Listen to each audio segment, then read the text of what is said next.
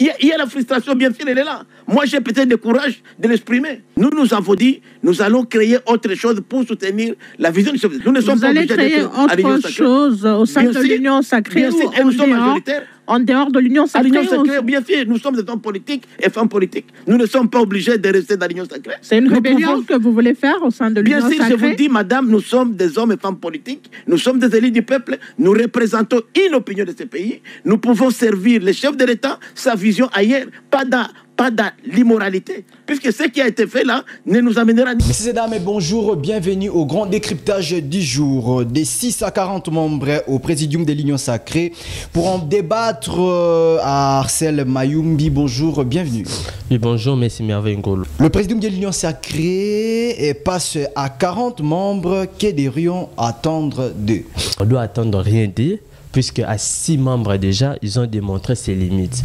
L'Union sacrée, moi je pense que c'est une plateforme qui, je ne vais pas appeler ça de la narque. Si on doit parler des plateformes, si on doit parler des coalitions, depuis l'indépendance à nos jours, c'est l'Union sacrée qui a démontré des insuffisances. On avait 6 présidents au sein de cette plateforme.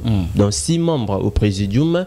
Bachilukobo, Jean-Pierre Bemba, Vital Kamere, Augustin Kabouya, Sama Lukonde et puis Christophe Mbosso. Quels ont été les résultats de ces 6 membres-là? C'est chaotique. L'Union sacrée est toujours là dans les réclamations. S'il s'agit des postes, si la sortie du gouvernement est imminente, on voit qu'il monte au créneau sur ce point-là. Mais il y a les cas sous examen de la situation sécuritaire. Au-delà des personnes que le chef de l'État a mentionné leurs noms, qui ont montré un signe de patriotisme, sans pourtant qu'on puisse les mandater. Mais eux tous, c'est un silence radio.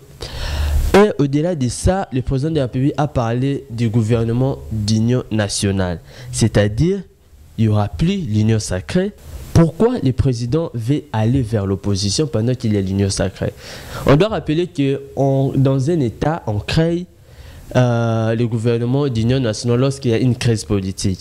Est-ce qu'à la République démocratique du Congo, il y a une crise? Je ne pense pas. Si on doit parler d'une crise en ce moment, on doit parler de la crise sécuritaire. Il y a la crise sécuritaire à l'est de la République, mais il n'y a pas la crise politique. Puisque le Parlement est actif, dans les 2 chambres-là, c'est l'union sacrée qui est majoritaire. Maintenant, pourquoi le président Tshisekedi veut un gouvernement d'union nationale? C'est-à-dire, le président est convaincu que l'union sacrée, là-dessus, c'est une déception. Moi, je pense que dans les jours à venir, on ne parlera même plus de l'union sacrée, parce que c'est un côté vide.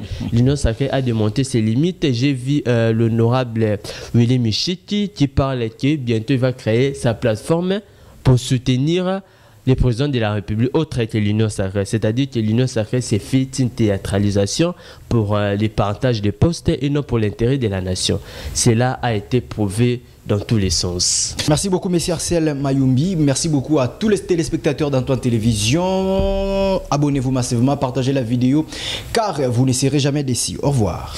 Il y a la frustration, bien sûr, elle est là. Moi, j'ai peut-être le courage de l'exprimer. Nous avons dit, nous allons créer autre chose pour soutenir la vision du chef. Nous ne sommes pas obligés d'être à l'Union sacrée. Vous allez créer autre chose au sein de l'Union sacrée ou nous sommes majoritaires. En dehors de l'Union sacrée. À l'Union sacrée, bien sûr, nous sommes des hommes politiques et femmes politiques. Nous ne sommes pas obligés de rester dans l'Union sacrée. C'est une rébellion que vous voulez faire au sein de l'Union sacrée. Bien sûr, je vous dis, madame, nous sommes des hommes et femmes politiques. Nous sommes des élus du peuple. Nous représentons une opinion de ce pays. Nous pouvons servir le chef de l'État, sa vision ailleurs, pas dans l'immoralité. Puisque ce qui a été fait là ne nous amènera nulle part.